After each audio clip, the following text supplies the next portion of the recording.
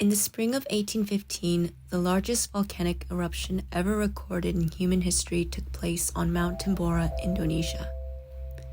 Particles and gases were released into the atmosphere, and clouds reflected the sun's radiation back into space, causing a drop in the Earth's temperature, leaving behind traces of extreme weather conditions across Europe and North America known as the Year Without a Summer.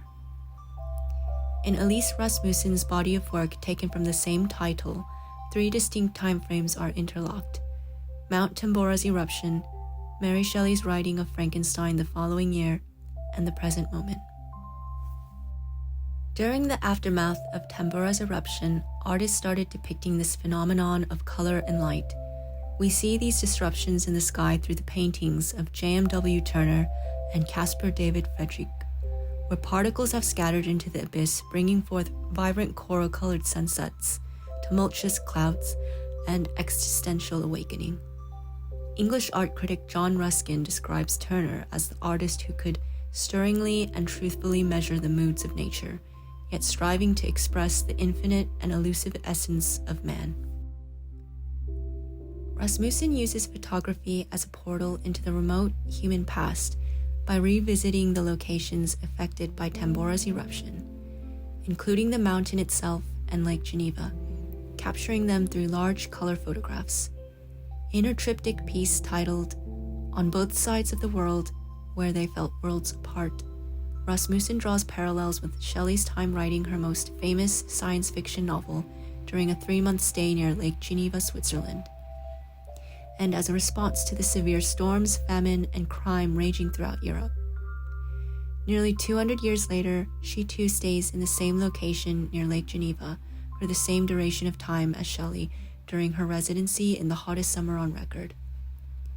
The urgency and destructive nature of the climate's impact illuminates existing social and political inequalities, both past and present, yet reinvents the human imagination by questioning our own place in the world and the void at which it is inescapable. As ashes preserve in resin traces of form and matter from the past, Rasmussen uses the act of documenting the landscape from these historical moments to preserve one's own story in her own time. She depicts landscapes that attempt to make us conscious of memory and reflection, yet challenging our perceptions of the broader effects of nature through its infinite manifestations, what philosopher Immanuel Kant describes as a stroke of the sublime.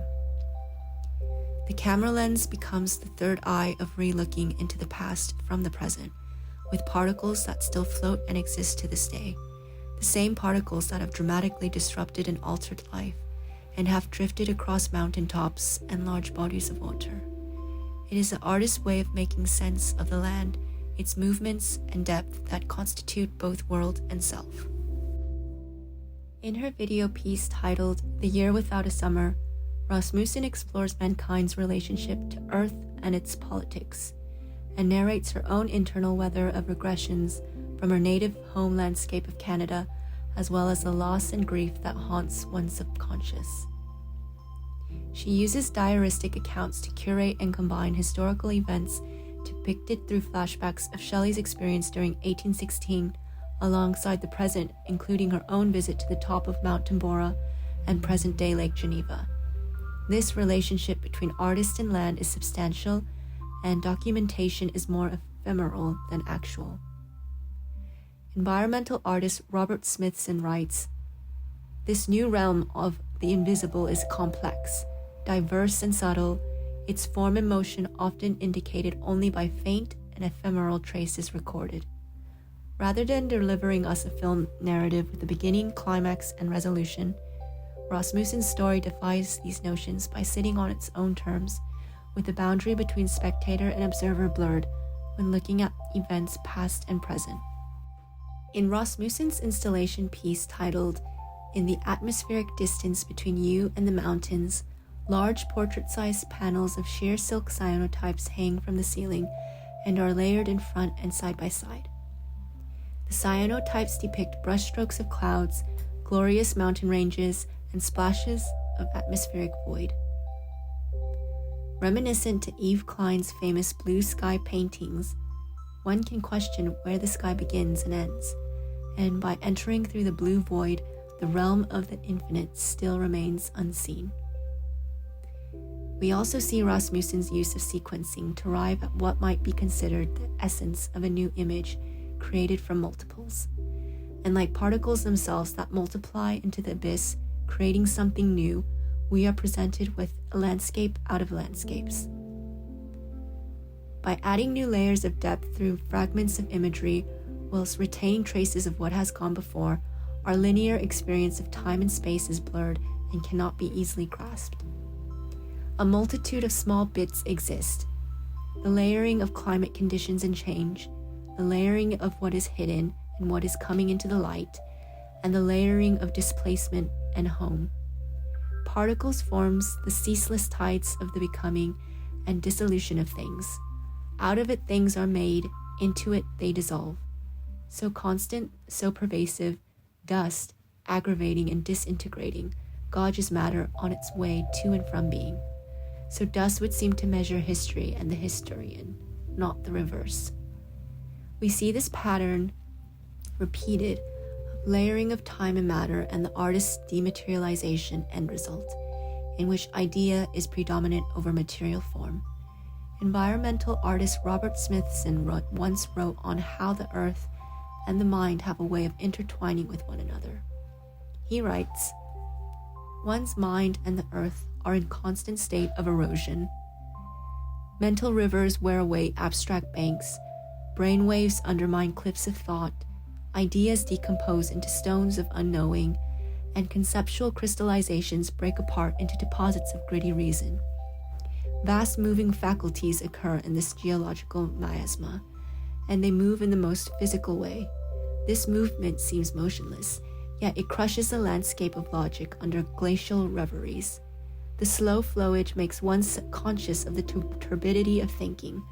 A bleached and fractured world surrounds the artist.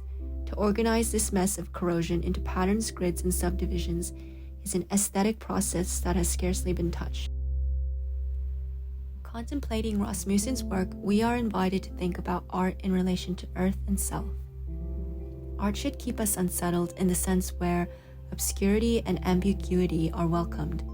When photography crosses the barrier into art, it is no longer a document of time for a passive viewer to receive a set of facts and information. Art ignites more contemplation, more thought, more truth. Art produces passion, and passion produces a life which seeks higher and higher truth and meaning. In the year without a summer, one must think about free movement of each particle and ash which has affected certain kinds of geological, ethical, political, and aesthetic gestural changes. There is a sense of anticipation towards an apocalyptic endgame marked throughout this body of work, reminding us of our own mortality. These notions of thought draw one in, but one remains withdrawn, at the edge of perception. We realize that we are caught in a more endless totality of particles. From dust we are created, to dust we return into the earth. We are made up of them and coexist with them. They are limitless and intangible, yet give us awareness of their immeasurable expressions time and time again.